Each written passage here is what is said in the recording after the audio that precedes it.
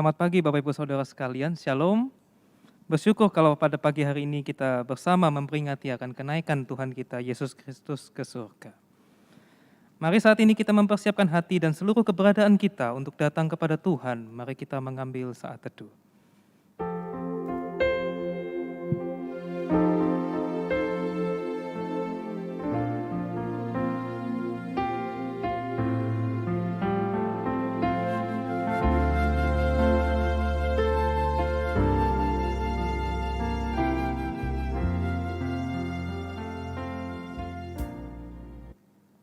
Saya undang jemaat untuk bangkit berdiri. Mari kita memulai ibadah kita dengan pengakuan bahwa pertolongan kita adalah di dalam nama Tuhan yang menjadikan langit dan bumi. Turunlah kiranya atas kita sekalian anugerah dan damai sejahtera dari Allah Bapa kita, Tuhan kita Yesus Kristus. Amin. Firman Tuhan dalam Mazmur 108, 4-6 mengatakan, Aku mau bersyukur kepadamu di antara bangsa-bangsa ya Tuhan, dan aku mau bermazmur bagimu di antara suku-suku bangsa, sebab kasih-Mu besar mengatasi langit, dan setiamu sampai ke awan-awan. Tinggikanlah dirimu mengatasi langit ya Allah, dan biarlah kemuliaan-Mu mengatasi seluruh bumi. Mari Bapak Ibu kita memuji Tuhan dengan pujian, besarlah Tuhan. Oleh karena yang hanya Dialah yang layak mendapatkan puji dan sembah kita. Besarlah Tuhan dan layak dipuji.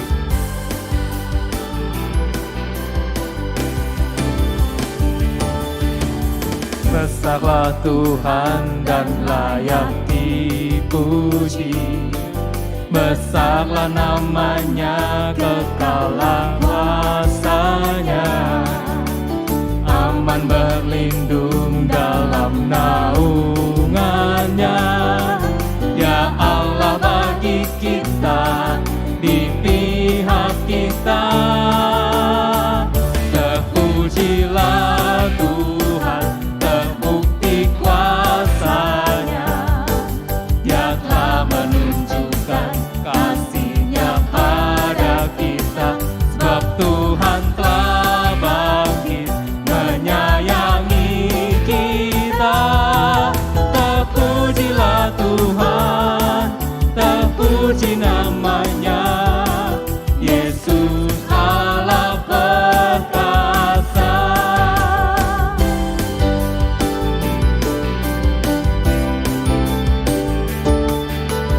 Besarlah Tuhan dan layak dipuji.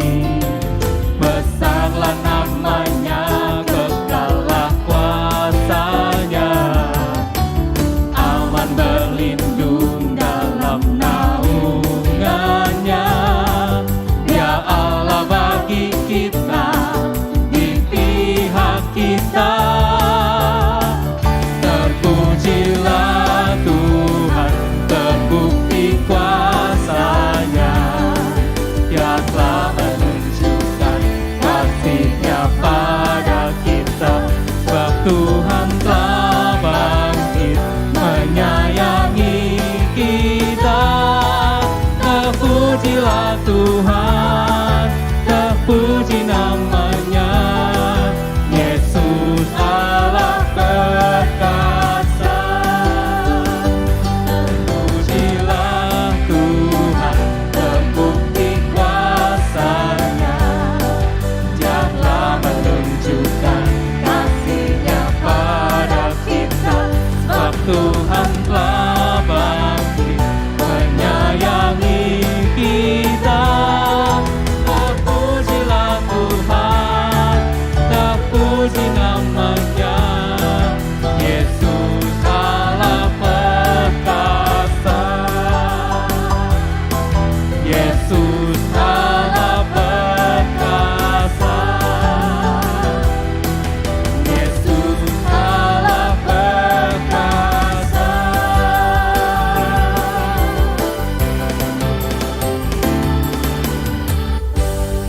Mari kita bersatu di dalam doa. Tuhan, kami bersyukur atas kesempatan yang Kau berikan kepada kami, termasuk memperingati akan kenaikan daripada anak-Mu, Tuhan kami Yesus Kristus. Ya Tuhan, kami ingin sekali mempersembahkan akan ibadah ini kepadamu. Ketika kami menyanyi, kami ingin menyanyi untuk Engkau. Dan ketika kami mendengar akan firman yang diberitakan, kami ingin Tuhan, kami ingin mendengar akan suara-Mu. Tuhan, tolong ibadah ini dari awal hingga akhirnya, di dalam nama Tuhan kami Yesus Kristus. Amin. Bapak Ibu Saudara dipersilahkan untuk duduk kembali. Pada saat ini kembali kita datang kepada Tuhan untuk mengakui dosa dan pelanggaran kita. Dan kita juga percaya bahwa Ia adalah Allah yang akan mengampuni segala dosa-dosa kita ketika kita datang dan memohon ampun dengan kesungguhan hati. Selidiki aku.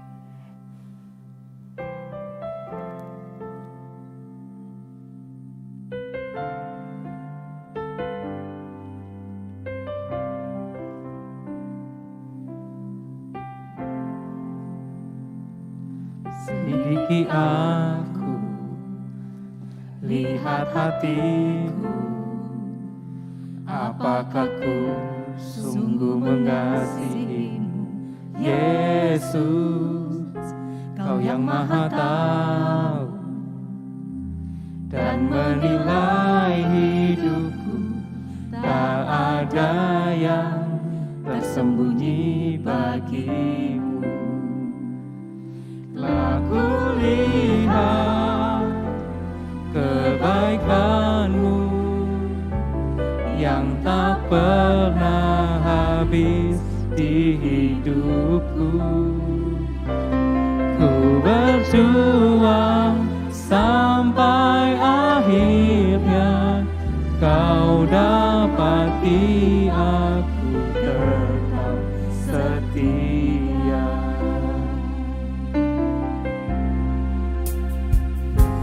Selidiki aku, lihat hatiku, apakah ku sungguh mengasihi-Mu, Yesus, Kau yang Maha Tahu, dan menilai hidupku, tak ada yang tersembunyi bagi-Mu.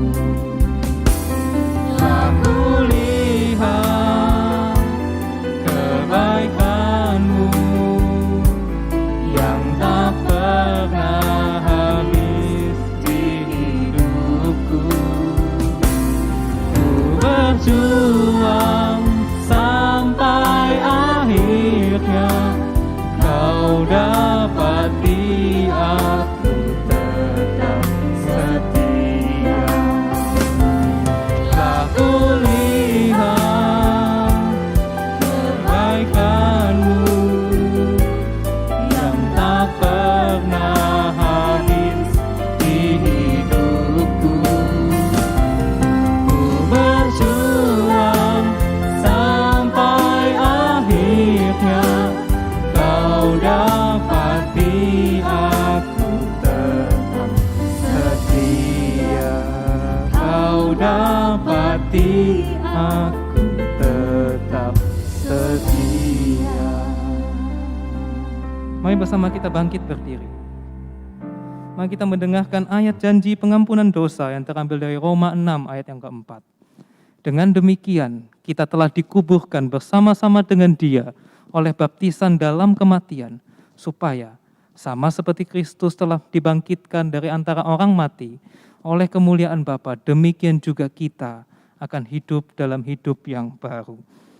Mari kita mengambil waktu berdoa secara pribadi, mengakui dosa dan pelanggaran kita di hadapan Tuhan yang telah mati untuk kita.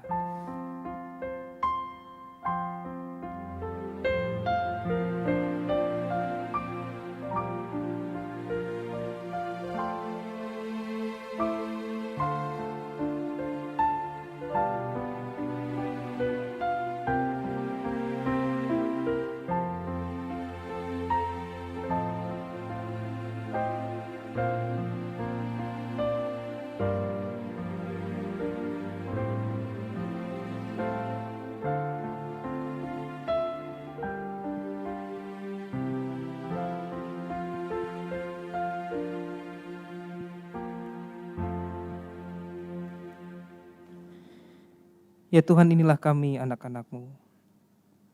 Ampuni kami Tuhan, oleh karena kami jarang sekali mendengar akan suara-Mu. Kami lebih sering mendengarkan pikiran dan perasaan kami sendiri. Dan oleh sebab itu tidak heran Tuhan, berkali-kali kami jatuh di dalam dosa. Oleh sebab itu kami datang kepadamu ya Tuhan, memohon pengampunan-Mu, agar sekiranya Engkau boleh mengampuni kami dan melayakkan kami untuk bisa beribadah kepadamu. Ya Tuhan, terima kasih atas pengampunan-Mu dan karya-Mu yang telah mengampuni kami. Terima kasih ya Tuhan, di dalam nama Tuhan Yesus kami berdoa. Amin. Suci, suci, suci. Suci, suci, suci, Allah Maha Kuasa, langit bumi semua memuji nama-Mu. Suci, suci, suci, Allah Maha Kasih, Allah Tritunggal, patut dipuji.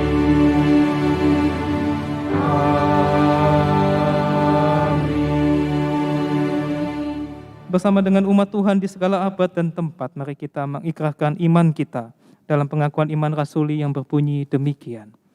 Aku percaya kepada Allah, Bapa yang Maha Kuasa, Khalik langit dan bumi, dan kepada Yesus Kristus anaknya yang tunggal Tuhan kita, yang dikandung dari Roh Kudus, lahir dari anak darah Maria, yang menderita sengsara di bawah pemerintahan Pontius Pilatus, disalibkan, mati dan dikuburkan, turun ke dalam kerajaan maut, pada hari yang ketiga bangkit pula dari antara orang mati, naik ke sorga, duduk di sebelah kanan Allah, Bapa yang Maha Kuasa, dan dari sana Ia akan datang untuk menghakimi orang yang hidup dan yang mati. Aku percaya kepada Roh Kudus, gereja yang kudus dan am, persekutuan orang kudus, pengampunan dosa, kebangkitan tubuh, dan hidup yang kekal. Amin. Jemaat dipersilakan duduk kembali. Tiba saatnya kita mendengarkan firman Tuhan. Firman Tuhan pada pagi hari ini akan disampaikan oleh Guru Injil Samuel. Mari kita mempersiapkan hati untuk mendengarkan firman Tuhan dengan pujian setia.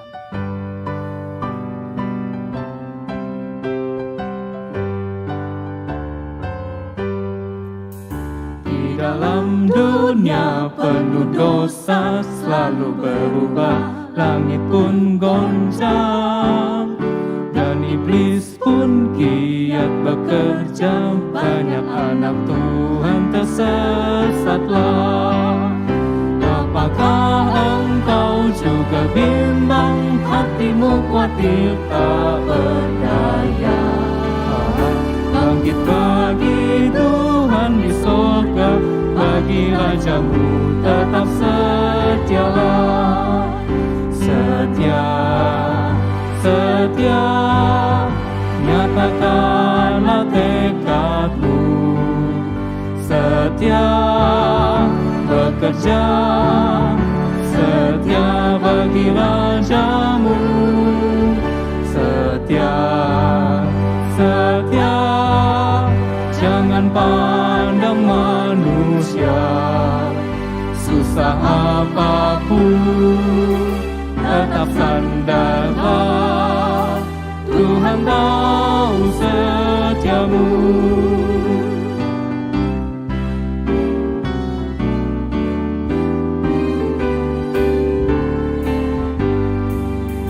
Haruslah kau selalu setia, hanya memperkenankan Tuhanmu. Kesusahan bukan yang bakal digantinya mahkota mulia. Ia akan kembali dan menyambut semua hamba-Nya yang setia. Gelapnya perkata, hai engkau, masuklah dan berjauh denganku.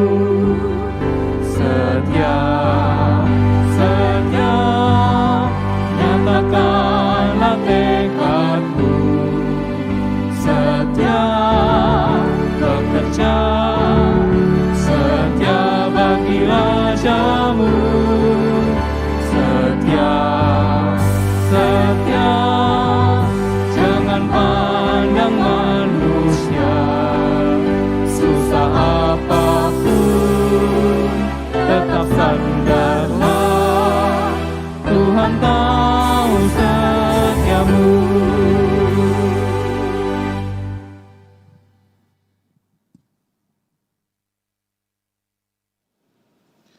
Mari kita berdoa. Bapa kami yang di surga, pagi hari ini ya Tuhan, kami boleh mengingat akan satu peristiwa di mana Tuhan adalah Allah yang baik. Saat itu ya Tuhan, Engkau meninggalkan kami para murid-murid saat itu ya Tuhan untuk naik ke surga. Namun di sisi yang lain, Tuhan menolong para murid-murid, meyakinkan para murid-murid untuk memahami Allah adalah Allah yang penuh dengan kasih. Di mana Roh Kudus diutus untuk boleh menolong para murid-murid. Tuhan pagi hari ini, biarlah kami mengingat akan peristiwa tersebut, yaitu ketika Tuhan Yesus naik ke surga. Ya Tuhan berbicaralah kepada kami melalui peristiwa tersebut pada hari ini ya Tuhan. Sehingga kami sungguh belajar akan peristiwa tersebut, sehingga kami semakin mengasihi Engkau, karena Engkau telah mengasihi kami.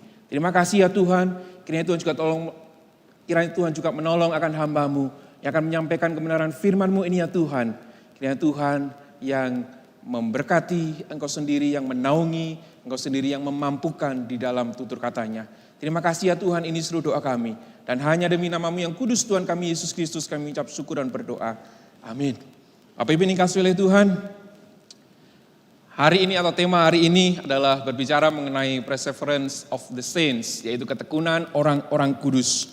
Bapak Ibu yang dikasihi oleh Tuhan, suatu hari ada seorang pendeta yang diminta untuk besuk pada jemaatnya yang sedang sakit.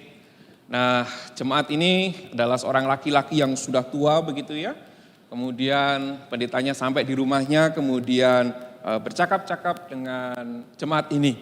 Dan kemudian pendetanya bertanya, bagaimana kondisi dari jemaat pria tua ini. Kemudian jemaat ini berkata, Pak Pendeta, saya sangat lemah. Dan makin hari makin terasa lemah. Kemudian orang tua ini melanjutkan kalimatnya.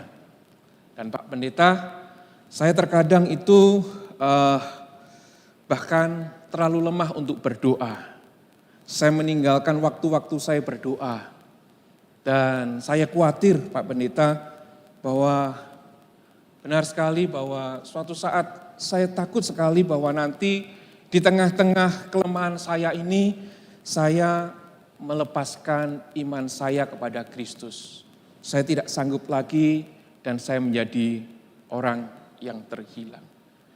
Kemudian pendeta ini mengambil gadgetnya dan kemudian membuka Alkitab dan kemudian membacakan satu bagian firman Tuhan yang terambil dari Yohanes 10 ayat 28. Kemudian pendeta ini mengatakan dari firman tersebut, Aku memberikan hidup yang kekal kepada mereka dan mereka pasti tidak akan binasa sampai selama-lamanya dan seorang pun tidak akan merebut mereka dari tanganku. Bapak Ibu yang dikasihi oleh Tuhan, sebuah pergumulan dari seorang pria tua ini ketika dia merasakan kesulitan hidup, sakit penyakit, atau mungkin saat ini ketika kita mengalami pergumulan hidup, bahkan ketika kita sudah mendoakannya, ketika kita sudah tahu bahwa aku sudah setia sama Tuhan, tetapi mengapa masih ada pergumulan semacam ini? Ketakutan seorang pria tua ini mungkin saja suatu hari bisa menjadi ketakutan kita. Jangan-jangan suatu saat karena sakit yang tidak sembuh ini, jangan-jangan karena bisnis yang semakin tidak baik ini, jangan-jangan aku akan mencari jalan yang lain. Mungkin diawali dengan tidak serta-merta meninggalkan Tuhan atau ibadahnya, tetapi mulai mencari kuasa-kuasa yang lain. Mungkin saja ketakutan seorang pria tua ini mungkin saja kita alami. Bapak Ibu dikasihi oleh Tuhan, berbicara mengenai ketekunan orang-orang kudus hari ini. Mengingat kembali mengenai manusia yang diciptakan oleh Tuhan dengan begitu sangat baiknya. Kalau kita membaca di dalam Kejadian, kitab Kejadian pasal yang pertama, bagaimana manusia itu diciptakan begitu sangat amat baik. Dan sebelum manusia diciptakan, segala sesuatu yang dibutuhkan oleh manusia sudah disiapkan terlebih dahulu. Allah sudah menciptakannya terlebih dahulu dari hari yang pertama sampai hari yang kelima. Barulah hari yang keenam ketika semuanya sudah ada, siap untuk dipakai oleh manusia. Manusia diciptakan. Bapak Ibu dikasihi oleh Tuhan, ketika manusia diciptakan dengan sangat baik, sangat amat baik bahkan dikatakan. Namun dalam kondisi ini, yaitu kondisi manusia yang dapat berdosa. Mengingat mengenai apa yang poin-poin Agustinus katakan bahwa manusia yang diciptakan dengan sangat baik ini, sangat amat baik ini adalah manusia yang dimungkinkan atau memiliki kemungkinan untuk berdosa.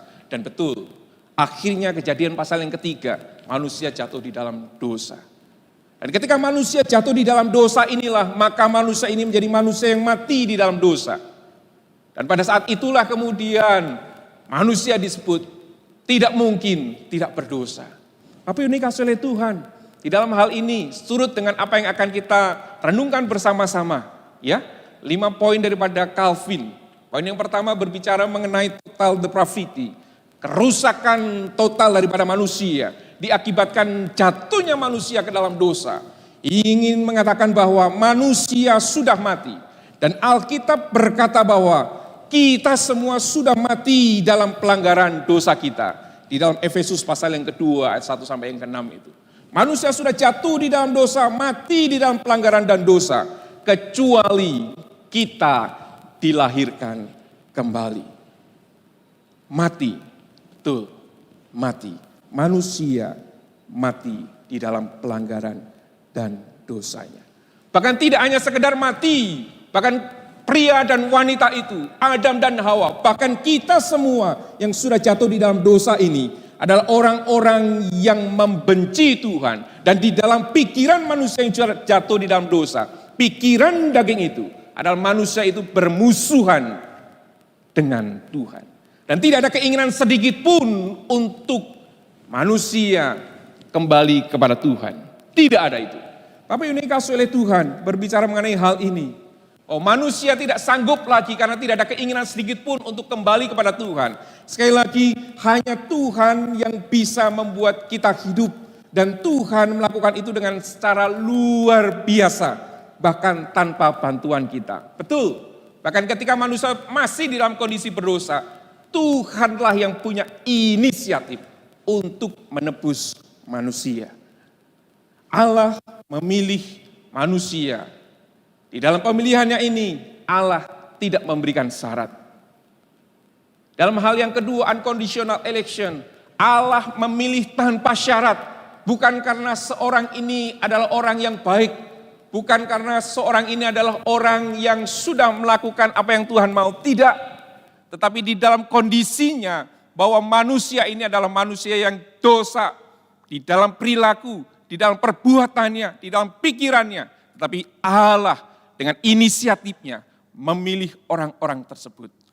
Bapak Ibu dikasihi oleh Tuhan, ketika Tuhan memilih untuk memberikan hidup yang kekal, sekali lagi untuk memberikan kehidupan yang kekal, pertanyaannya, apakah kepada manusia yang sudah jatuh di dalam dosa tadi, Allah memberikan atau memilih semua orang yang sudah jatuh di dalam dosa? Jawabnya adalah tidak. Tetapi penebusan yang Tuhan berikan ini adalah kepada orang-orang yang dipilihnya. Ada kalanya orang berpikir kalau begitu Tuhan tidak adil, bahwa Tuhan memilih sebagian daripada orang untuk diselamatkan. Tapi ini dikasih oleh Tuhan, ini bukan berbicara mengenai keadilan, bahwa kalau tidak dipilih berarti Allah itu tidak baik.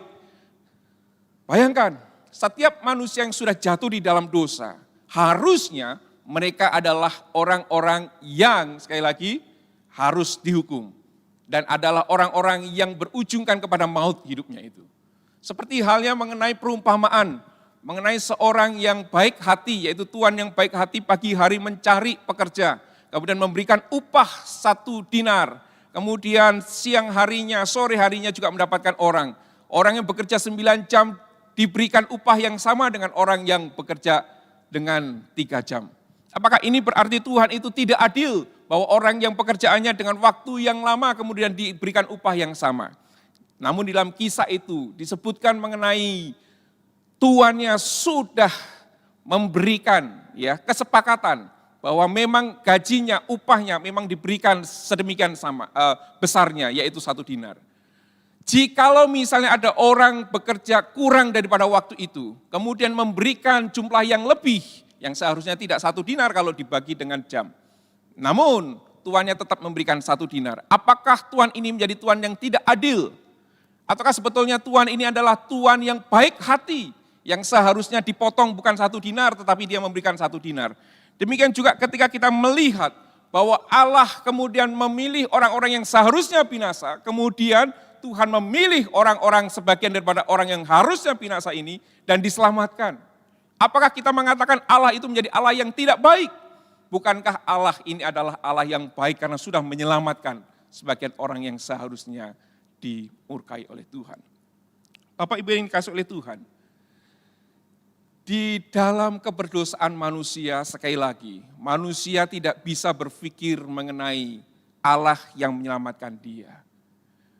Dan kalau misalnya keselamatan ini kemudian digantungkan kepada manusia mau menerima atau tidak, saya pikir tidak semua manusia akan mau menerimanya. Karena apa? Karena manusia masih ingin tetap di dalam dosanya. Oleh sebab itu, keselamatan, oleh sebab itu anugerah yang diberikan adalah anugerah yang tak dapat ditolak oleh manusia. Orang-orang yang dipilihnya, dia tidak bisa mengatakan aku tidak mau. Tapi orang-orang yang dipilihnya dipaksakan dalam tanda kutip. Bahwa anugerah yang diberikan ini adalah anugerah yang tak dapat ditolaknya.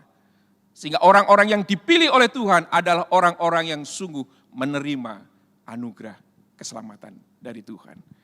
Terakhir Bapak Ibu dikasihi oleh Tuhan, berkenaan dengan apa yang akan kita bahas bersama-sama pagi hari ini adalah berbicara mengenai ketekunan orang-orang kudus. Sekali lagi 4 hal yang pertama tadi.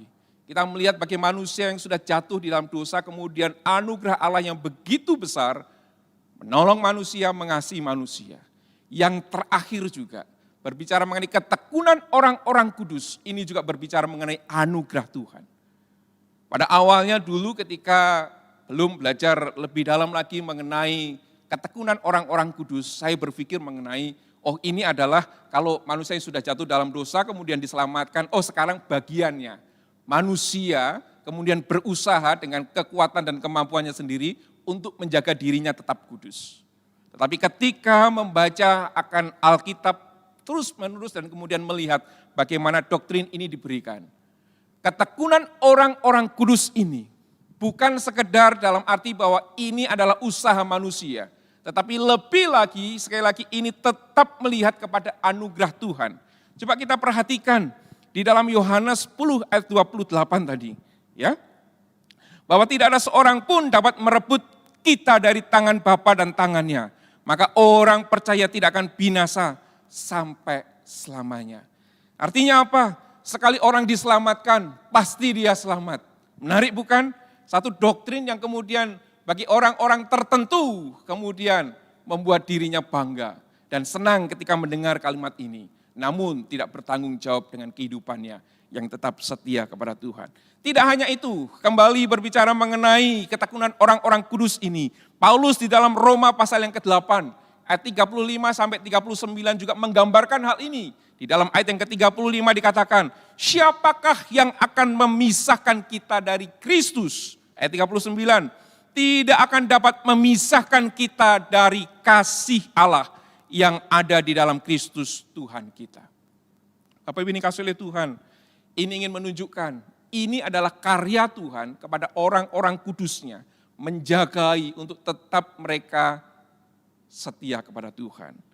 Jadi, di dalam memahami mengenai ketekunan orang-orang kudus, ada 2 hal kesalahan di dalam memahami hal ini. Yang pertama, ketika doktrin ini disebutkan mengenai ketekunan orang-orang kudus dihubungkan dengan keselamatan, sekali selamat pasti selamat. Doktrin ini tidak mengajarkan bahwa orang percaya tidak dapat berbuat dosa lagi setelah bertobat.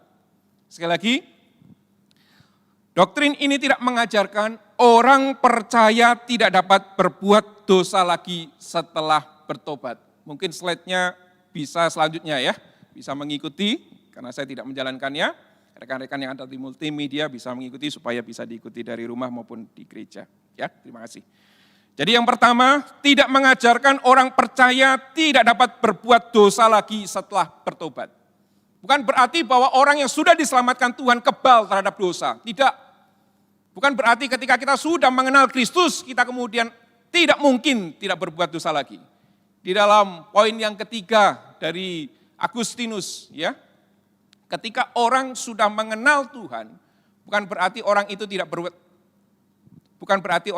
bisa berbuat dosa lagi. Tetapi poin yang ketiga dari Agustinus ini mengatakan bahwa orang ini adalah orang yang dimampukan untuk tidak berdosa. Artinya apa? Ada kemungkinan untuk berdosa enggak? Ada.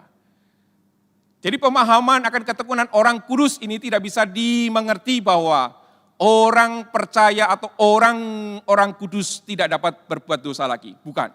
Hal yang kedua, doktrin akan ketekunan orang-orang kudus ini juga tidak mengajarkan bahwa orang percaya atau orang-orang kudus tidak perlu bertanggung jawab dengan hidupnya.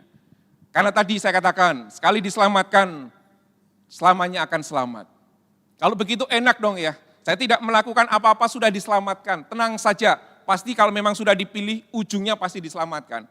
Orang-orang yang tidak bertanggung jawab akan mengatakan demikian, kalau aku sudah dipilih, pasti akan diselamatkan, terserah hidupku. Dan kalaupun aku tidak dipilih, aku mau berbuat baik juga pasti tidak diselamatkan, begitu. Ada orang-orang yang berpikir sampai seperti demikian. Tetapi doktrin ini tidak mengajarkan demikian. Namun apa yang diajarkan melalui doktrin ketekunan orang-orang kudus ini. Berbicara mengenai bahwa orang-orang kudus harus bertanggung jawab atas apa yang dilakukannya. Termasuk adalah dosa yang dilakukan, kesalahan yang dilakukan, itu pun harus dipertanggungjawabkan. Kalau dia berbuat baik seperti firman Tuhan, dia akan mendapatkan mahkota. Ketika dia berbuat dosa, maka dia akan dihukum. Dosa ini berbicara, yang pertama itu berbicara mengenai paraptoma, rebels, ketika orang itu memberontak, misalnya membunuh, kemudian berbohong, orang ini dihukum. Tetapi dosa juga tidak hanya berbicara mengenai paraptoma, tetapi juga berbicara mengenai hamartia, yaitu miss the target. Ketika orang-orang baik diberikan satu tugas untuk melakukan kegiatan yang baik, tetapi dia miss the target, ini pun adalah dosa. Ketika kita berbuat baik tetapi itu tidak sesuai dengan apa yang Tuhan mau, itu pun adalah dosa. Bapak Ibu dikasihi oleh Tuhan, dosa tidak hanya berbicara mengenai self-respectability. Tidak hanya berpikir bahwa saya tidak merugikan orang lain, tetapi ketika kita harus melakukan sesuatu tetapi kita tidak melakukan, itu pun dosa. Misalnya, firman Tuhan mengatakan kasihlah sesamamu manusia. Tetapi kita tidak melakukan itu, kita tidak mengasihi, malah sebaliknya kita membenci, malah sebaliknya kemudian kita tidak memperhatikan mereka yang harusnya diperhatikan. Itu pun adalah dosa. Bapak Ibu dikasihi oleh Tuhan, ketekunan orang-orang kudus adalah elemen yang penting dalam teologi reform. Adalah hal ketekunan orang kudus, orang percaya yang telah dikuduskan oleh Tuhan. Bapak Ibu dikasihi oleh Tuhan, berbicara mengenai ketekunan orang-orang kudus ini dapat diartikan bahwa yang pertama, bahwa Allah sendiri, itu ketekunan Allah dalam memelihara orang kudusnya. Sekali lagi, ini berbicara mengenai inisiatif daripada Tuhan untuk membuat orang-orang kudusnya tetap setia, tetap percaya sampai akhir hidupnya. Pria tua yang dikunjungi pendeta tadi, dia berpikir suatu hari dia akan meninggalkan Tuhan karena kondisinya. Tetapi pendeta tadi mengingatkan bahwa yang membuat setia sampai akhir bukan karena perjuangan seseorang beriman kepada Tuhan. Tetapi karena Tuhan yang terus menjaga orang kudusnya untuk tetap setia sampai akhirnya. Bapak Ibu dikasihi oleh Tuhan, dengan melihat akan hal ini, kita semakin tahu sekalipun demikian ketekunan atau kesetiaan Allah yang diberikan kepada kita orang-orang kudusnya, itu tidak berarti setiap orang percaya memiliki kebebasan untuk berdosa. Setiap orang percaya yang berbuat dosa akan mendukakan Roh Kudus tentunya. Dan akan mengalami kehilangan damai sejahtera sebagai didikan dan disiplin dari Allah tentunya. Bapak Ibu dikasihi oleh Tuhan, namun menjadi sandaran bagi setiap orang yang percaya, yang senantiasa memiliki kelemahan dan juga pergumulan melawan dosa adalah kesetiaan Allah. Kita tidak bisa mengandalkan pegangan tangan kita kepada tangannya Tuhan, tetapi sebaliknya kita harus melihat tangan Tuhan yang memegang tangan kita. Tangan yang kuat itu yang menolong kita tetap setia sampai akhir hidup kita. Bapak Ibu yang dikasihi oleh Tuhan. Hal yang kedua, ketekunan orang-orang kudus. Ini juga berbicara mengenai ketekunan orang kudus yang didorong untuk mengikuti pimpinannya. Saya menuliskan kalimat ini untuk membuat kita semakin melihat bahwa kita mengikuti pimpinannya bukan karena usaha kita. Tapi ada kuasa yang mendorong kita, ada pribadi yang mendorong kita, yaitu Roh Kudus. Dengan melihat kalimat ini, dengan meresapi kalimat ini, kita semakin melihat hidup kita ini adalah anugerah daripada Tuhan. Tidak ada sedikit pun kemampuan kita untuk tetap setia kepada Tuhan. Karena pada esensinya manusia yang sudah jatuh di dalam dosa adalah menuhankan dirinya sendiri. Membuat dirinya yang utama. Bahkan kalau bisa Tuhan pun diperbudak untuk dirinya. Ini adalah orang yang sudah jatuh di dalam dosa. Namun ketekunan orang-orang kudus ini adalah ketekunan orang yang didorong mengikuti pimpinannya. Kata didorong ini artinya orang kudus Tuhan ini itu mengalami sebuah kegiatan pasif.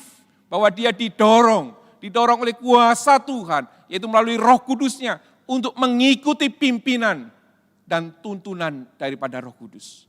Bapak Ibu yang dikasihi oleh Tuhan, melalui Roh Kudus, Allah yang setia, senantiasa tetap memelihara, meneruskan, menyelesaikan karya penebusannya. Ini sangat penting untuk kita pahami bersama-sama. Allah yang sudah memilih, Allah yang menyelesaikan. Bahwa orang yang dipilihnya tetap setia. Orang yang dipilihnya dijagainya. Bapak Ibu dikasihi oleh Tuhan.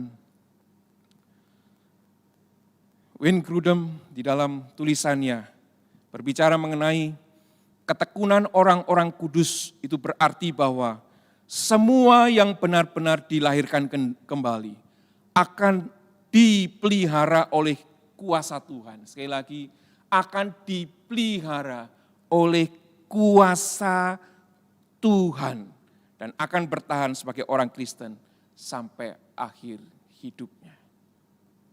Kalimat ini sangat powerful untuk kita. Bahwa yang memelihara kita adalah kuasa Tuhan. Sekali lagi, kuasa Tuhan. Biarlah ini membawa kita kepada satu pengertian. Bahwa Allah begitu mengasihi kita. Pendeta yang tadi berkunjung kepada seorang pria tua yang sedang sakit dan sedang bergumul tentang imannya, mungkin suatu saat dia akan meninggalkan Tuhan. Akhirnya pendeta setelah membacakan ayat tadi, dia mengatakan, apa yang menjaga kita aman sampai akhirnya bukanlah pegangan kita kepada Kristus, melainkan pegangan Kristus kepada kita. Dan puji Tuhan, Dia tidak akan melepaskan kita. Bukan kita yang memegang tangan Tuhan, karena pegangan tangan kita suatu saat bisa lelah, bisa capek, dan kita lepas dari pegangan. Tetapi kalau Tuhan yang memegang orang-orang kudusnya, itu tidak mungkin terlepas. Bapak Ibu yang dikasihi oleh Tuhan, 10 tahun yang lalu, kalau kita mengikuti berita tentang seorang dokter, Richard Theo. Kesaksiannya bisa kita temukan di YouTube, maupun kalau kita searching di Google juga akan muncul. Ya. Dia berkata, saya ini lahir dari keluarga yang miskin, dan cita-cita saya adalah menjadi orang yang kaya. Kemudian dia belajar kedokteran, dan dia rajin sekali dan akhirnya dia menyelesaikan, ya, dia menjadi seorang dokter mata. Namun setelah dia selesai, dia praktek, kemudian dia berpikir, kalau menjadi seorang dokter mata ternyata penghasilnya tidak lebih banyak daripada seorang dokter bedah kecantikan. Akhirnya dia melanjutkan studi, dan akhirnya dia studi dan singkat cerita menyelesaikan studinya, dan akhirnya dia menjadi seorang dokter bedah kecantikan. Nah, Dia mulai praktek dan membuka klinik, begitu ya, klinik sendiri, dan kemudian larisnya minta ampun. Ya, banyak pasien-pasiennya. Kemudian pasiennya itu bahkan sampai bisa ngantri 3 bulan untuk bisa ditangani oleh Dr. Richard Theo ini. 90% daripada pasiennya ini adalah wanita-wanita yang menginginkan fisiknya dipercantik. Dan kalau saya membaca 99 dari 90% wanita yang datang ke Dr. Theo ini adalah wanita-wanita dari Indonesia. Bapak Ibu ini kasih oleh Tuhan. Demikian larisnya, uangnya itu mengalir seperti air, bahkan mungkin bisa seperti hujan yang deras, terus menerus, dan dia seketika menjadi orang yang kaya. Kemudian dia membeli mobil Ferrari, seperti yang dia dambakan waktu dia remaja. Dia pengen punya mobil Ferrari. Dan kemudian singkat cerita, sampai akhirnya dia 3 kali kecelakaan, mobilnya terbalik, tetapi ternyata dia masih hidup. Yang menjadi pertanyaan adalah, apakah dengan peristiwa ini kemudian dia menghubungkan peristiwa tersebut dengan Tuhan? Ternyata tidak. Dia melihat ini sebagai suatu hal yang wajar, kecelakaan, kemudian dia masih hidup, ya dia hoki begitu ya, dia untung begitu ya, masih bisa hidup. Ya ini adalah kehidupan, kecelakaan bisa hidup. Sampai suatu akhirnya pada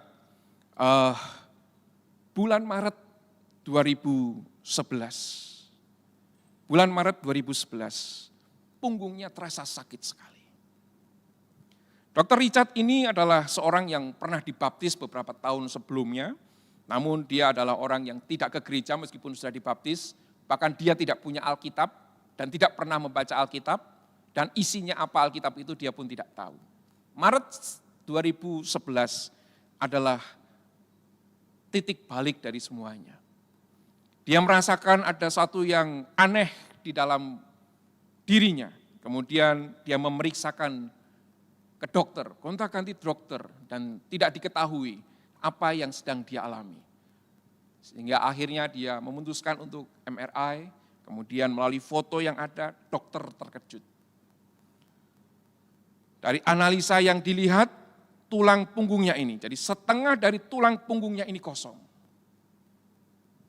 Dokter kemudian curiga. Maka pemeriksaan akhirnya merujuk kepada penyakit kanker.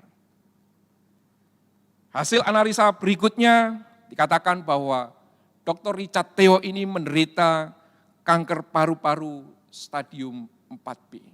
Dan itu semuanya sudah menjalar kemana-mana, sudah merembet ke leher, ke otak, jadi ke otak belakang. Dr. Richard Theo ini menjadi lemas. Seluruh paradigma hidupnya kemudian berubah, dicungkir balikan melalui sakit yang dideritanya ini. Kemudian dokter yang menganalisa sakitnya ini mengatakan bahwa dia memiliki kemungkinan untuk hidup hanya 6 bulan saja. Bapak Ibu dikasihi oleh Tuhan, sejak saat itu dia keluar masuk rumah sakit, badannya makin kurus. Dan saat itulah dia mulai mengingat Tuhan. Tetapi mulai mengingat Tuhan di dalam kemarahannya. Dia marah kepada Tuhan. Kenapa aku kena kanker? Kenapa aku bisa mengalami ini? Apa dosaku? Aku pria hidup dengan setia. Aku tidak pernah berselingkuh. Aku tidak berdosa. Tapi mengapa hari ini aku harus menderita kanker semacam ini? Dia marah kepada Tuhan. Bapak Ibu ini kasih oleh Tuhan. Di dalam kemarahannya ini, Tuhan tidak menjawabnya. Tuhan diam 1000 bahasa. Dia marah di ranjang rumah sakit. Dia marah kepada Tuhan karena memberikan sakit ini. Namun Tuhan tetap diam. Suatu hari, di pagi hari itu, ini dalam kesaksiannya, di pagi hari itu kemudian dia bangun. Dia mengatakan bahwa dia ditunjukkan terhadap suatu bagian firman Tuhan. Namun dia tidak tahu nama kitabnya apa, isinya apa. Namun dia sepertinya ditunjukkan terhadap bagian firman Tuhan. Ada gambaran terhadap sebuah ayat firman Tuhan. Namun hari itu dia tidak punya Alkitab karena memang dia tidak membaca Alkitab. Kemudian suatu saat sampai akhirnya temannya mengirimi di Alkitab dan dibukalah dia. Ketika dia membaca bagian firman Tuhan itu, dia begitu merinding. Bulu kuduknya berdiri. Firman itu adalah Ibrani 12 ayat 7 sampai yang ke-8. Katakan, jika kamu harus menanggung ganjaran, Allah memperlakukan kamu seperti anak, hai Theo. Di manakah terdapat anak yang tidak dihajar oleh ayahnya? Tetapi jikalau kamu bebas dari ganjaran, walaupun kamu salah, yang harus diderita setiap orang, maka kamu bukanlah anak, tetapi anak-anak gampang. Ketika membaca ayat ini, dia menangis. Dia tahu Tuhan ada saat itu, berdiri di depannya, di rumah sakit itu meskipun ia tidak melihatnya. Dia tahu Allah sayang kepadanya. Dia tahu Allah harus memberikan pukulan terakhir kepadanya. Supaya dia sadar dan kembali kepada Tuhan. Betapa selama ini hidupnya penuh dengan materi dan mengabaikan Allah. Saat itu kemudian dia berlutut dan berdoa. Dia minta ampun sama Tuhan. Dan dia berkata, aku meminta Tuhan mengampuniku untuk masuk ke dalam hatiku. Dan dia katakan di dalam kesaksiannya, setelah berdoa dengan penuh linangan air mata, dia berkata, aku merasa damai. Aku merasa damai. Satu damai yang tidak pernah aku dapatkan. Meskipun pada saat-saat aku memiliki kekayaan yang luar biasa sekalipun. Lihatlah kasih sayang Tuhan. Ada orang-orang yang kebal, namun harus dihukum oleh Tuhan. Ada orang-orang yang merasa bahwa dirinya mampu sendiri, bisa sendiri, merasa dirinya itu tidak berdosa, tidak bersalah. Tapi Tuhan mengingatkan, Tuhan membawanya untuk menyadari itu semua. Lihatlah akan kasih sayang Tuhan ini. Tapi ini kasih oleh Tuhan. Ada orang-orang tertentu yang harus dipukul Tuhan dulu, baru dia kapok. Tapi kalau bisa, janganlah seperti itu. Kalau Tuhan berbicara, dengarlah. Kalau Tuhan sedang berbisik, dengarlah. Jangan sampai Tuhan harus berteriak. Jangan sampai Tuhan harus memukul kita, baru kita sadar. Bapak Ibu ini kasih oleh Tuhan. Di sisi hidupnya, dia menerima Tuhan. Akhirnya di saat-saat itu, dia mulai menemukan imannya. Kemudian dari pasien ke pasien, dia juga pasien sebetulnya. Dia menceritakan bagaimana Tuhan itu menolong dia. Dia menguatkan banyak orang untuk percaya kepada Tuhan. Dia berbicara kepada para dokter yang ada di Singapura, para pasien, ke universitas, dia bersaksi mengenai Yesus. Dia mengajarkan itu semua. Bahkan kalau kita melihat kesaksiannya di YouTube juga kita bisa tahu. Bagaimana dia ditolong oleh Tuhan, meskipun hari itu dia tetap mengalami sakit. Jutaan orang mendengar kesaksiannya. Setahun kemudian, Dr. Richard Theo ini berpulang di dalam kondisi sakitnya. Dia meninggal dunia, namun di dalam kondisi damai. Banyak orang menangis. Banyak orang yang menangisi akan kepergian Dr. Theo. Namun sebagai orang percaya, kita tahu Dr. Theo telah mengalami kemenangan. Bapak Ibu ini kasih oleh Tuhan. Dia telah menyelesaikan pertandingan akhirnya. Dia bangkit berdiri. Dia berjalan bersama dengan Tuhan. Dia menciptakan kemenangan bersama dengan Tuhan di dalam 1 tahun terakhir hidupnya. Dia merasakan bagaimana Tuhan menjaga dia untuk tidak terhilang dan tetap menjadi orang yang dikasihinya. Dia merasakan pegangan tangan Tuhan itu semakin kuat. menjaga dia menjadi orang yang dipilihnya. Saudara yang dikasihi oleh Tuhan, kita tidak tahu siapa yang harus berhenti di tahun ini, yang harus berpulang di tahun depan, atau kapanpun. Bulan apa, tanggal berapa, hari apa, kita tidak tahu. Dan itu bisa datang kapanpun ketika Tuhan menghendaki kita pulang. Kita juga pasti harus pulang. Tapi seberapapun Tuhan mengajak, berjalan entah itu pendek maupun panjang, berjalanlah bersama dengan Tuhan. Takut kepada Tuhan dan mengandalkan tangan Tuhan yang memegang dan menjaga kita. Namun mungkin barangkali juga ada orang yang mengatakan demikian. Saya ini terlalu lemah.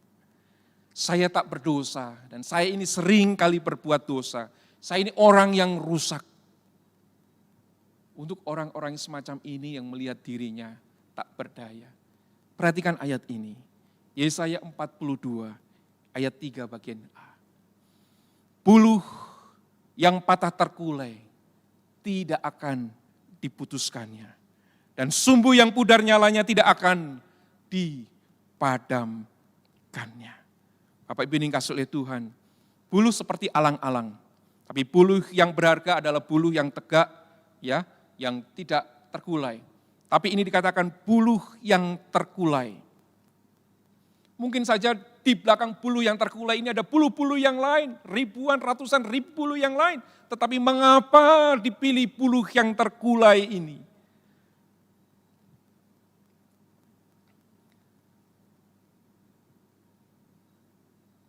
Kalau kita coba bayangkan, apa artinya buluh ini? Kalau kita mungkin menjadi petani, kita akan mencabut buluh itu kemudian membuangnya atau membakarnya. Apalah arti sebuah buluh dibandingkan buluh-buluh yang lain yang masih berdiri dengan tegak. Namun Tuhan tidak memutuskan itu. Tuhan tetap menjaganya. Tuhan menegakkan kembali. Buluh yang terkulai ini adalah kita. Buluh yang terkulai ini adalah hidup kita yang penuh dengan kekurangan dosa, ketidaklayakan. Dan apalah artinya buluh ini? Namun Allah tidak membuangnya, tidak mematahkannya, namun menegakkan kembali. Allah memulihkan hidup buluh-buluh yang terkulai untuk tegak lagi. Selalu ada kasih sayang Tuhan di sana. Dan tidak hanya itu dikatakan bahwa sumbu yang pudar nyalanya tidak akan dipadamkan. Untuk apa lilin yang tidak bisa menyala? Untuk apa lilin yang semacam ini? Yang hanya dinyalakan kemudian berasap lagi dan mati lagi.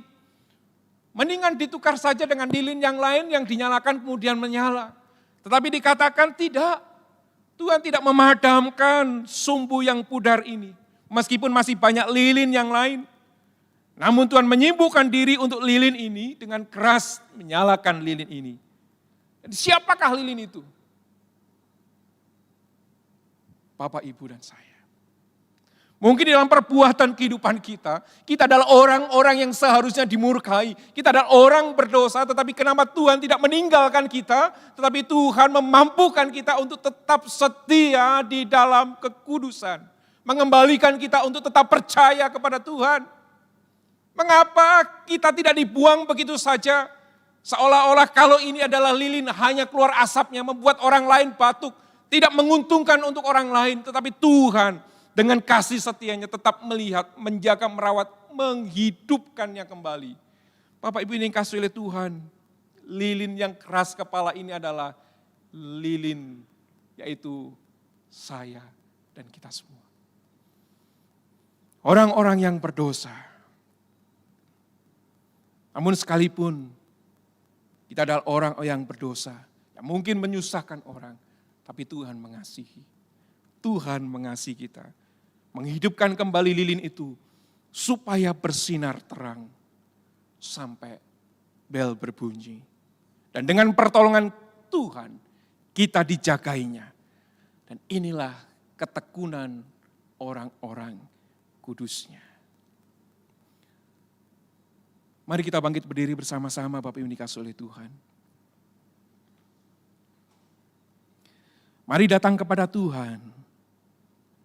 Kalau kita menyadari bahwa lilin yang sumbunya pudar, manusia yang tidak berguna, yang penuh dengan dosa, adalah Anda dan saya. Kalau hari ini masih ada kesempatan, datanglah kepada Tuhan, katakan, Tuhan, aku datang kepadamu. Bawalah aku kembali, kuduskanlah aku ya Tuhan. Berikanlah aku hati yang baru, supaya aku takut akan Tuhan. Berjalan bersamamu ya Tuhan, dan bergantung padamu. Selagi masih ada kesempatan,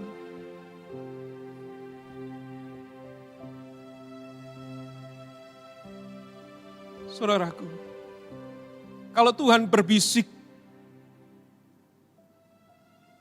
anakku, tinggalkanlah dosamu. Anakku, berbaliklah dari dosamu. Kalau Tuhan berbisik seperti itu, segeralah kembali. Datanglah kepada Tuhan.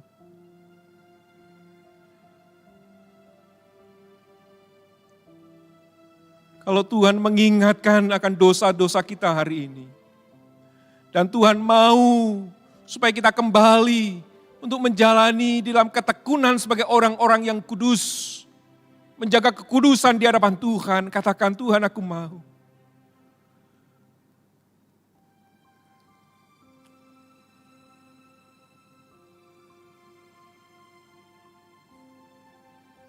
Selama masih ada kesempatan, Tuhan meminta kita kembali. Karena hidup ini adalah kesempatan. Hidup ini untuk melayani Tuhan. Jangan sia-siakan waktu yang Tuhan beri. Karena hidup ini harus menjadi berkat.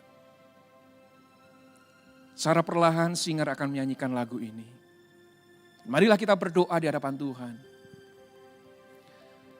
Kalau Tuhan berbisik kepada aku hari ini, tinggalkan dosa. Aku akan meninggalkan dosaku Tuhan. Aku akan berbalik menuju kepada Tuhan.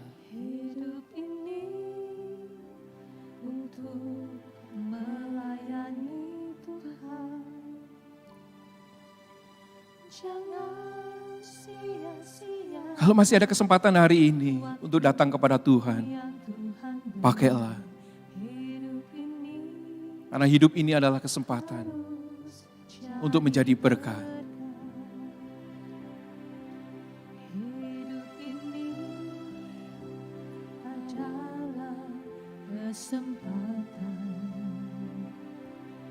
Hidup ini untuk melayani Tuhan. Jangan sia-siakan waktu yang Tuhan beri. Hidup ini harus jadi berkat. Mari kita berdoa. Bapa kami yang di surga, siang hari ini ya Tuhan, kami bersyukur karena Tuhan masih memberikan kesempatan bagi kami. Dan kami tidak tahu masih berapa lama lagi hidup kami ada di dunia ini. Namun kalau hari ini Tuhan memberikan kesempatan, kami mau memakainya. Bahwa ketika Tuhan yang terus menjaga kami, orang-orang yang Tuhan pilih. Bahkan ketika kami jatuh di dalam dosa, Tuhan memberikan kesempatan untuk kami berbalik. Untuk memohon ampun mengakui dosa kami dan Tuhan mengampuni kami. Bahkan Tuhan memberikan Roh Kudus untuk memampukan kami hidup di jalan Tuhan. Siang hari ini kami datang kepada Tuhan. Ampunilah kami ya Tuhan. Dan kami mau hidup sesuai dengan apa yang Tuhan mau. Sebagai orang-orang kudus yang Tuhan sudah tolong. Dan bila sebagai orang-orang kudus-Mu ya Tuhan, kami terus bertekun di dalam kebenaran firman-Mu. Hidup kami menjadi hidup yang semakin berkenan kepada Tuhan. Terima kasih ya Tuhan, ini seluruh doa kami. Dan bila Tuhan yang senantiasa menolong dan menganugerahkan kami, menolong setiap langkah kehidupan kami setiap harinya, untuk tetap setia kepada Tuhan. Terima kasih, Tuhan memberkati setiap jemaat-Mu yang sudah mendengarkan firman-Mu saat ini, mengurapinya, memberikan kekuatan kepadanya. Dan kami percaya Tuhan menuntun setiap hari melalui Roh Kudus-Mu. Terima kasih Tuhan, ini seluruh doa kami. Dan hanya di dalam nama Tuhan Yesus kami ucap syukur dan berdoa. Amin. Jemaat dipersilakan duduk kembali.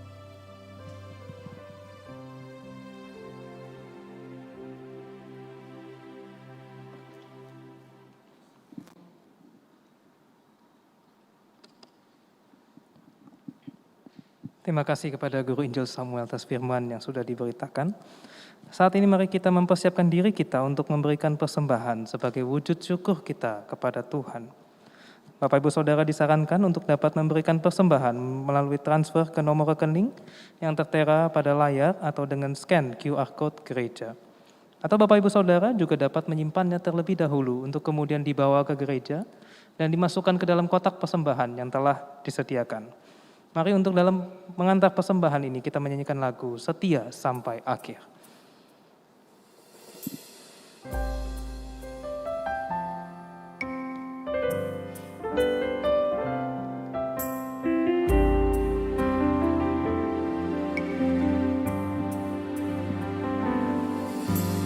Ku bersyukur Kau memilihku menjadi hamba-Mu, melayani-Mu. Segenap hidupku ku serahkan untuk kemuliaan-Mu. Ku bersyukur Kau memilihku jadi hamba-Mu, melayani-Mu. Segenap hidupku ku serahkan untuk kemuliaan-Mu. Ku mau setia sampai akhir, melayani seumur hidupku, sampai ku dapatkan mahkota kehidupan di dalam kerajaan-Mu.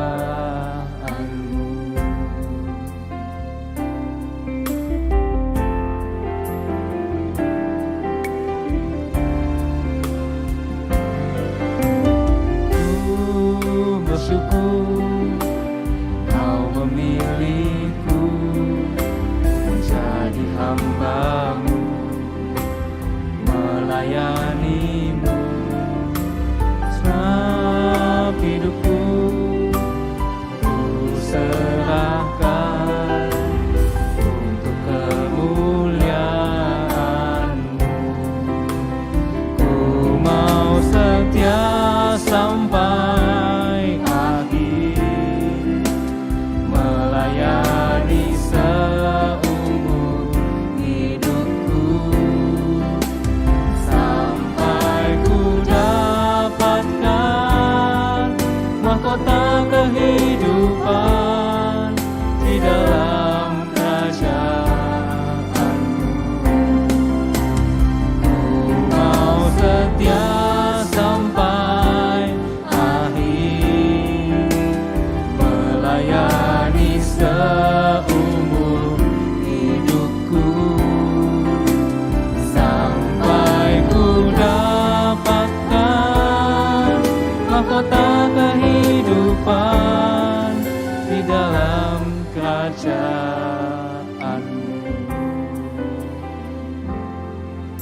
Di dalam kerajaan-Mu. kita bersatu di dalam doa.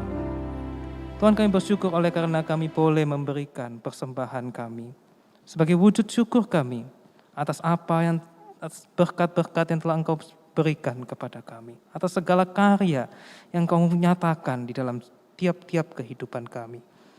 Dan kami menyerahkan persembahan ini Tuhan, agar boleh dikelola dengan baik, untuk sekiranya Engkau memberikan hikmat dan bijaksana kepada tiap-tiap pengelolanya, yang pada akhirnya boleh persembahan ini memperlebar kerajaan-Mu ya Tuhan. Terima kasih ya Tuhan.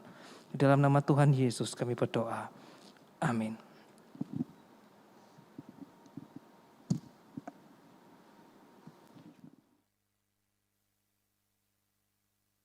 Kalian dimanapun Anda berada, hari ini kita bersyukur dapat memperingati Hari Kenaikan Tuhan. Selamat memperingati Hari Kenaikan Tuhan, dan biarlah setiap kali kita merayakan atau memperingati Hari Kenaikan Tuhan, mata hati kita selalu tertuju kepada penantian akan kedatangan Tuhan kedua kali. Amin.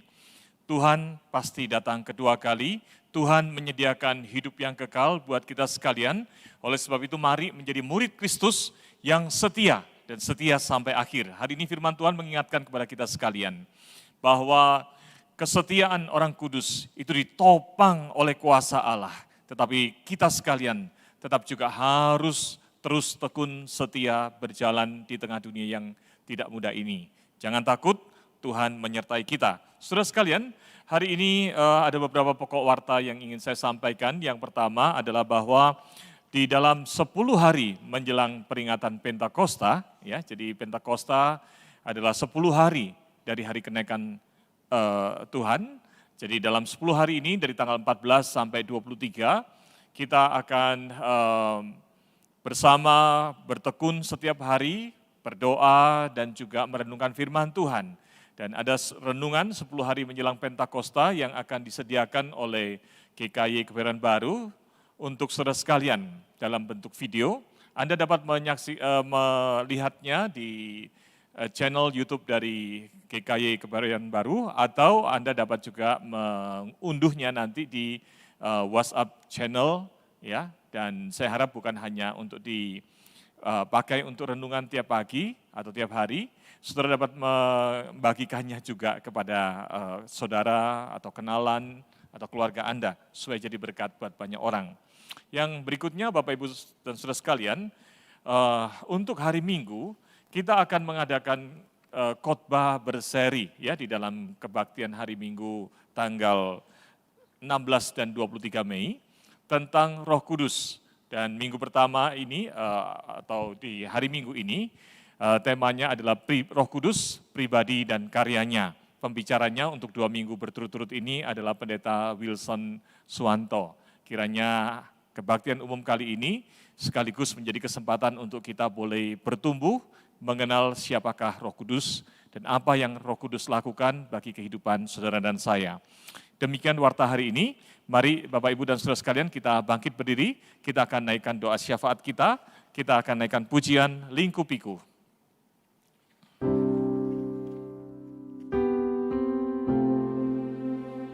Mari kepada Tuhan yang Maha Kuasa dan yang Maha Kasih, yang tidak pernah meninggalkan kita, yang menopang kita untuk terus menjadi murid Tuhan yang setia.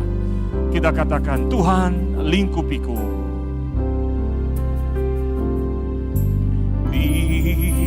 Lingkupiku dengan sayap-Mu. Naungiku dengan kuasa-Mu. Di saat badai bergelora, akan terbang bersama-Mu. Bapa Kau Raja atas semesta, ku tenang sebab Kau Allahku. Dengan penuh iman katakan, di saat badai bergelora, bahkan di tengah pandemi yang masih belum selesai ini ya Tuhan, aku percayakan hidupku kepadamu Tuhan, untuk menjadi murid Tuhan yang setia sampai akhir. Kami yakin Tuhan, Engkau menopang kami. Kuatkan kami untuk menjadi murid-Mu yang setia sampai akhir. Haleluya. Mari kita berdoa bersama. Bapa kami yang ada di dalam kerajaan surga, kami bersyukur hari ini kami boleh bersama merayakan, memperingati kenaikan Tuhan. Kami percaya ya Tuhan, Tuhan tidak meninggalkan kami. Justru seperti janji firman Tuhan, Engkau ya Tuhan Yesus pergi ke rumah Bapa, ke surga untuk menyediakan tempat bagi kami. Oh Tuhan, kami mengucap syukur. Engkau pun berjanji akan datang kembali untuk menjemput kami. Engkau menyediakan tempat bagi kami. Engkau ingin dimanapun engkau berada di surga yang mulia, yang indah itu. Kami pun juga berada. Tuhan, biarlah mata hati kami tertuju kepada apa yang Tuhan janjikan dan Tuhan sediakan. Dan biarlah ya Tuhan, kami boleh menjadi anak-anak Tuhan di tengah dunia yang berat ini. Menjadi murid Tuhan yang setia sampai akhir. Oleh sebab itu Tuhan, topanglah kami dengan kuat kuasa-Mu. Tuhan, berikan pertolongan dan topangan bagi kami ya Tuhan. Ketika kami sedang goyah menghadapi air mata kesulitan dunia ini. Tuhan, berikanlah penghiburan bagi setiap anak-anak-Mu dimanapun kami berada ya Tuhan. Hari ini Tuhan, hamba-Mu berdoa bila ada anak-anak-Mu yang sedang mengalami iman yang goyah, atau hati yang sedang sedih, atau karena permasalahan hidup, situasi pandemi, sakit penyakit, atau kehidupan ekonomi yang sedang sulit, kaki iman kami sedang goyah. Tuhan tolong kokohkan, teguhkan iman kami ya Tuhan. Lawatlah kami dimanapun kami berada ya Tuhan dengan kasih-Mu. Berikan penghiburan dan pertolongan, bukakanlah tingkap langit dan berkat yang dari Tuhan boleh tercurah. Berikan jamahan kesembuhan bagi anak-anak-Mu yang sakit ya Tuhan. Kami juga berdoa ya Bapa di surga untuk pekabaran Injil di Indonesia. Tuhan, kami rindu ya Tuhan. Bukan hanya kami yang boleh menikmati sukacita surgawi. Bukan kami yang hanya menantikan saat penggenapan glorification, kemuliaan yang Tuhan sediakan di surga. Tapi kami juga rindu ya Tuhan, Indonesia boleh mendengar berita Injil Tuhan. Indonesia, masyarakat Indonesia boleh lebih banyak lagi mengenal Tuhan dan dibawa mengenal Tuhan. Oleh sebab itu Tuhan berkati kami supaya kami diberikan hati yang punya keterbebanan untuk membagikan berita Injil kepada orang di sekitar kami, kepada keluarga kami, kepada tetangga kami, kepada siapapun yang Tuhan percayakan dalam kehidupan kami. Kami juga berdoa untuk gereja-gereja, untuk misi pekabaran Injil di Indonesia. Tuhan berkati supaya dengan giat kami boleh memberitakan Injil Tuhan. Kami juga berdoa Tuhan bagi bangsa dan negara kami, khususnya terkait dengan pandemi. Kami mendengar ya Tuhan varian virus yang baru sudah mulai ada di Indonesia. Dan kami khawatir apabila akan menimbulkan gelombang ketiga yang mengganggu yang lebih berbahaya. Tuhan tolong berkati, lindungilah setiap kami, anak-anak-Mu, setiap kami, masyarakat Indonesia, supaya persebaran dari virus ini tidak melebar. Bahkan kami juga berdoa Tuhan, banyak orang khawatir terkait dengan peningkatan penyebaran virus setelah Lebaran ini. Tuhan tolong ya Tuhan, supaya itu tidak terjadi, supaya persebaran virus tetap terkendali, bahkan ya Tuhan terjadi penurunan sehingga kami boleh menjalankan aktivitas sehari-hari dengan lebih baik lagi. Tuhan, dengarlah doa kami. Berikan berkat penyertaan-Mu. Kami percaya doa kami tidak sia-sia. Karena Tuhan Allah yang mendengar doa kami. Allah yang mengasihi kami. Tuhan bertindaklah. Di dalam nama Tuhan Yesus kami berdoa. Amin. Dengarkanlah firman Tuhan. Terpujilah Allah dan Bapa Tuhan kita, Yesus Kristus, yang dalam Kristus telah mengaruniakan kepada kita segala berkat rohani di dalam surga. Sebab di dalam Dia, Allah telah memilih kita sebelum dunia dijadikan, supaya kita kudus dan tak bercacat di hadapannya. Amin. Doksologi. Puji Allah Bapa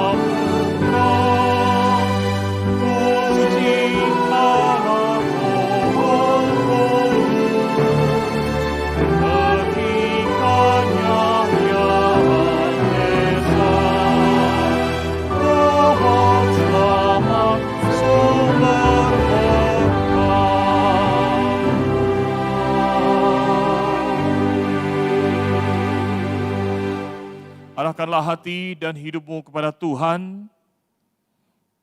Lanjutkan perjalanan hidup di tempat dimanapun Tuhan menempatkan engkau. Jangan takut, jangan gentar, jangan lemah iman, tetap menjadi murid Tuhan yang setia, karena Allah Bapa yang Maha Kuasa dan Maha Kasih, Allah Putra yaitu Tuhan Yesus Juru Selamat kita yang hidup dan yang menang, dan Allah Roh Kudus sumber kekuatan penghiburan kita, menyertai saudara sekalian hari ini sampai selama-lamanya. Amin. Amin.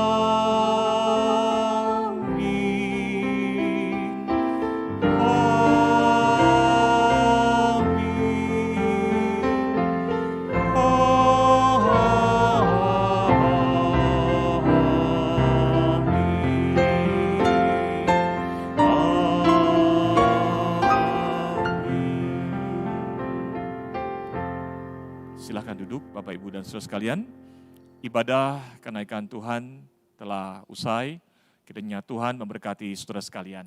Amin.